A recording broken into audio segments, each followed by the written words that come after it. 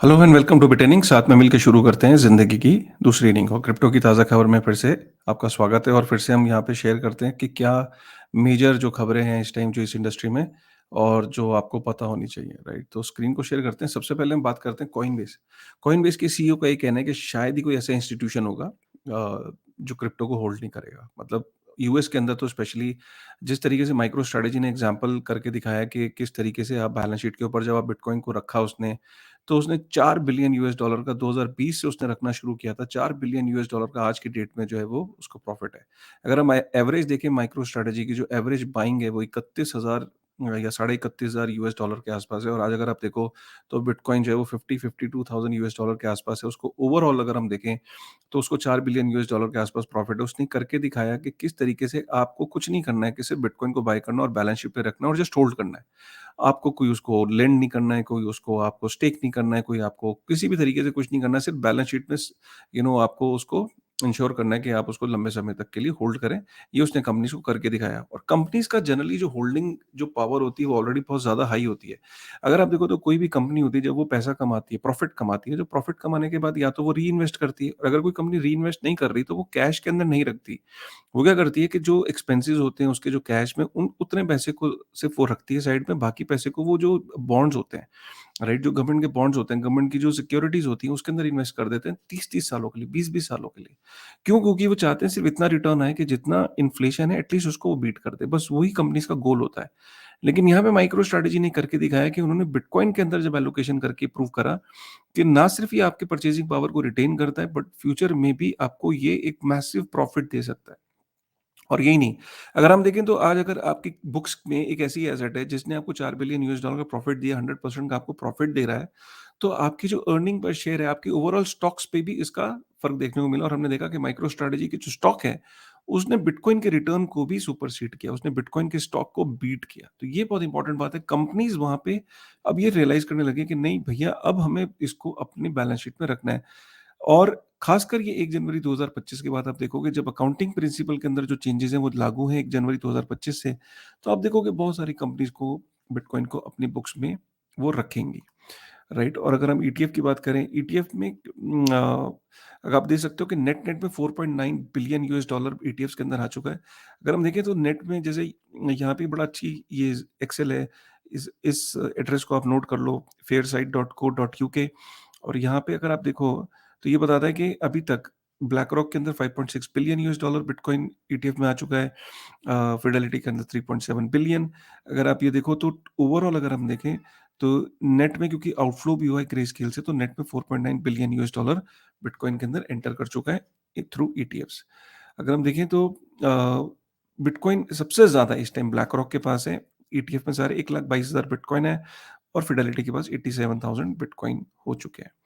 अगर हम यहाँ पे ये देखें कि कल का अगर हम दिन देखें तो 21 फरवरी को नेट नेट आउटफ्लो था।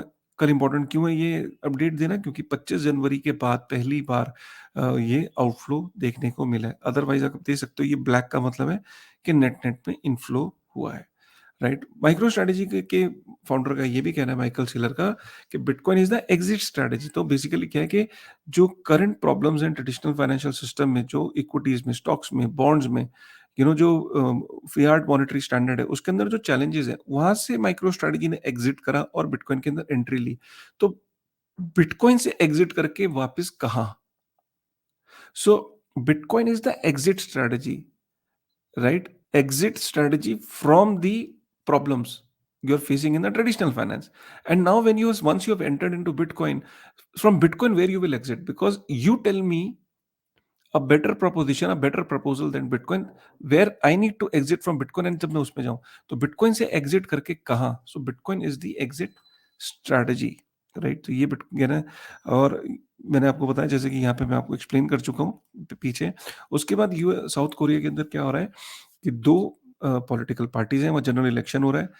ऑपोजिशन में जो पार्टी जो जो ऑपोजिशन में बैठी है वो कह रही है कि भाई 2 साल तक क्रिप्टो करेंसी का जो के ऊपर जो टैक्सेस है उनको डेफर कर दो, आगे कर दो 2 साल के लिए। और बाकी दोनों पार्टीज एक चीज पे सहमत है कि बिटकॉइन ईटीएफ आना चाहिए, पावर में कोई भी आए। तो आप देख सकते हो कि दुनिया भर में जो इलेक्शंस हो रहे हैं वहां पे क्रिप्टो को इंक्लूड किया जा रहा है अपने मैनिफेस्टोज में, अपने वादों में, ताकि वो वोट ले सके, राइट?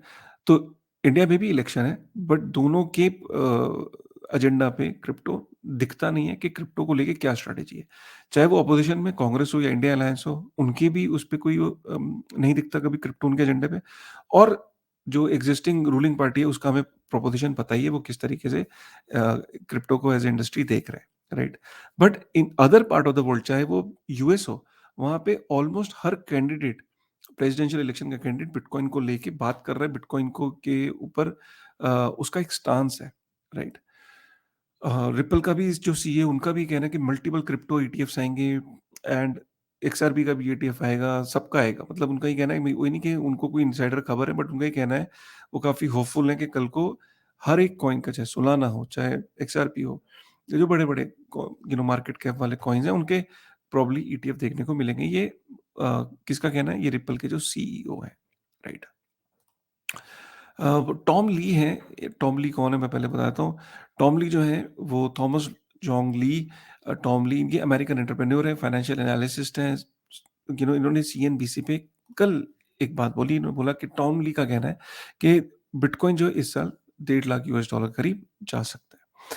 अब ये जा सकता है, नहीं जा सकता, ये obviously this is a point of research, but क्योंकि ये लोग इंडस्ट्री में काफ़ी समय से हैं, मेन वॉइस हैं सीएनबीसी वगैरह पे, तो उनकी ये प्रेडिक्शन काफ़ी मान्य था और काफ़ी लोगों ने कवर किया, काफ़ी मीडिया ने कवर किया। आप देख सकते हो आर्टिकल है कि उनका ही मानना है कि 1.5 लाख यूएस डॉलर के आसपास बिटकॉइन जा सकता है इस साल, राइट? उसके अलावा सर्कल, ये बहुत बड़ी खबर है। सर्कल अ, तो मैंने आपको पहले भी वीडियो में कवर किया, टेदर और यूएसडीसी 2 स्टेबल कॉइन है मेजर। टेदर और यूएसडीसी में यूएसडीसी जो है, जो सर्कल है, वो हाइली कंप्लायंट है और टेदर भी अपने आप को बोलता है कि वो कंप्लायंट है। दोनों में लेकिन अगर सबसे ज़्यादा इश्यूज़ देखे गए या कंप्लायंस को लेके वो टेदर में देखे गए। मैं ये नहीं कह रहा हूँ कि टेदर के अंदर कोई प्रॉब्लम है या कोई इश्यू है, लेकिन जो रेगुलेटर है अमेरिका में, वो अगर किसी को स्क्रूटनी में रखता है, ज़्यादा जिसकी नज़र है जिसके ऊपर, वो टेदर के ऊपर है, राइट? जो यूएसडीटी का जो इश्यूअर है।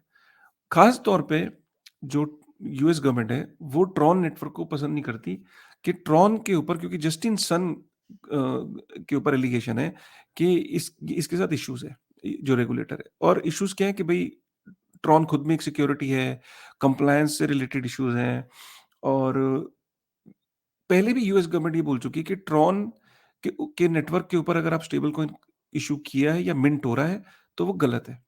सर्कल ने यूएस गवर्नमेंट की कहीं न कहीं बात मान ली और सर्कल ने बोला कि नहीं, मेरे को ट्रॉन के नेटवर्क के ऊपर मिंटिंग करनी ही नहीं है। यूएसडीटी अभी भी हो रही है, राइट? तो यूएसडीटी अभी भी मिंट हो रहा है। तो यूएसडीटी कल को प्रॉब्लम में आ सकता है। अगर ट्रॉन नेटवर्क जस्टिन सन ये प्रॉब्लम में आता है और हमने देखा है कि बॉस है अमेरिका, उस सीज़ी को उसने बिठा के रखा हुआ है नवंबर, दिसंबर से। ट्रॉन के जस्टिन सन पे भी नज़र है। कल को ट्रॉन के जस्टिन सन को अगर वहाँ पेश होता है, यूएस गवर्नमेंट उसको पकड़ती है या बुलाती है अपने यहाँ पे, तो obviously that will not be a good sign for Tether, because Tether की मैक्सिमम मिंटिंग अब ट्रॉन पे होती है। और इधर यूएस सर्कल ने बोल दिया कि भैया हम ट्रॉन पे मिंट नहीं करेंगे। कौन-सा स्टेबल कॉइन आपके पास है? कमेंट करके ज़रूर बताइएगा, क्योंकि इससे पता लगेगा कि कौन-सा स्टेबल कॉइन लोग ज़्यादा रखते हैं अपने पास। मैग्निफिसेंट 7 का जो प्रॉफ़िट है, मतलब आप सोचो कि अब ये मैग्निफिसेंट 7 कंपनीज़ कौन-कौन सी हैं? इसके बारे में हमने सुनील अग्रवाल जी के साथ भी वीडियो में कवर किया था। Apple, Google, Amazon, Meta, Microsoft, Nvidia, Tesla. ये इतनी बड़ी कंपनीज़ हो गई हैं, ये मैग्निफिसेंट 7, कि आज इन सातों की अगर वैल्यू को मिला लें तो दुनिया की दूसरी सबसे बड़ी स्टॉक एक्सचेंज, अ, दूसरी सबसे बड़ी कंट्री होगी जिसका सबसे बड़ा स्टॉक एक्सचेंज होगा। नंबर 1 यूएस है, राइट? नंबर 2 पे अगर ये सातों कंपनियाँ डिसाइड कर लें कि हम एक कंट्री हैं, तो इन ये दुनिया की दूसरी सबसे बड़ी स्टॉक एक्सचेंज है आपस में, और दुनिया की इतनी बड़ी वेल्थ इन 7 कंपनियों के अंदर, ये 7 कंपनियाँ ऑपरेट करती हैं।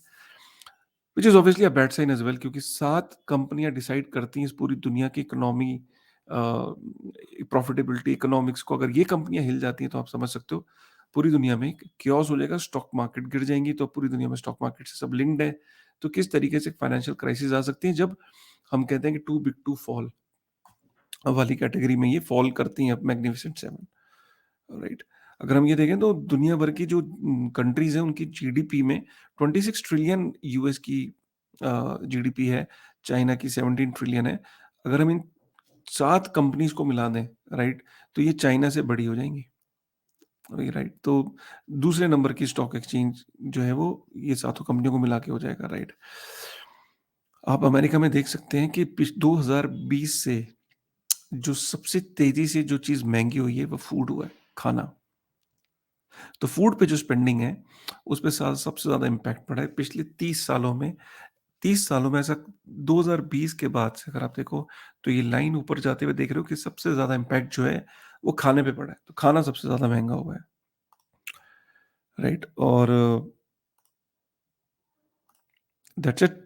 जाते-जाते हार्वनिंग, हार्वनिंग का अगर आप देखें तो सिर्फ़ 58 डेज़ बचे हैं। अनइमेजिनेबल। मतलब एक कभी किसी ज़माने में ये हम ट्वीट किया करते थे 1000 दिन, 900 दिन, 800 दिन, 500 दिन। अब अगर हम देखें तो रफली 58 टू 60 डेज़ बचे हैं, राइट? चलिए, तो ये था क्रिप्टो की ताज़ा खबर। 11 मिनट हो चुके हैं, तो उम्मीद करता हूँ आपको ये पसंद आया होगा। अगर पसंद आया होगा, तो प्लीज़ एक बार लाइक करेगा और एक बारी कमेंट ज़रूर करेगा। और मैं रिकमेंड करूँगा हाइली कि सुनील अग्रवाल जी का वीडियो देखें। 12 से 13,000 व्यूज़ हो चुके हैं, इस टाइम नंबर 1 चल रहा है मेरे चैनल पे इन टर्म्स ऑफ व्यूज़। बहुत लोगों का एप्रिसिएशन है। अगर आपने देखा है, तो प्लीज़ एक बार कमेंट करिए, नहीं देखा है, तो एक बार सुनील अग्रवाल जी का वीडियो ज़रूर देखिएगा, जिसमें हमने बताया है कि किस तरीके से वेब 2 से कंपनीज़ वेब 3 में माइग्रेट होंगी, वो उनकी मजबूरी है। हमने नेटफ्लिक्स को एक एग्ज़ाम्पल करके दिखाया कि आज जो जो चीज़ नेटफ्लिक्स फेस कर रहा है, कल को सारी कंपनीज़ वही फेस करेंगी। ठीक है? चलिए, with this thought, thank you very much.